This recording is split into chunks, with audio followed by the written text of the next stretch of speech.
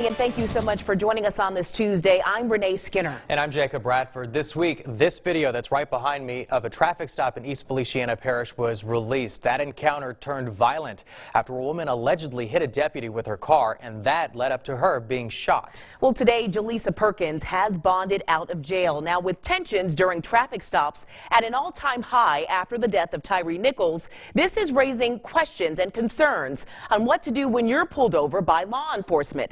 NBC Local 33's Jessica Knox is in studio with details. Jessica. Yes, Renee and Jacob, I spoke to a criminal defense attorney who says you do have rights and protections while you're driving a car, but you must pull over if you see flashing lights behind you, even if you feel like you did nothing wrong. On average, 32 million traffic stops happen each year, according to the Stanford University Open Policing. Could be the person ran a red light, didn't stop completely at a stop sign, improper lane usage. There's, a number of different reasons that a police officer might be pulling you over. Jim Kraft with Louisiana Commission on Law Enforcement lays out what a person can expect if they are pulled over. Are going to approach the vehicle, identify themselves, and then explain the reason for the stop. Some like to request driver's license, registration, and insurance first so they can know who they're talking to.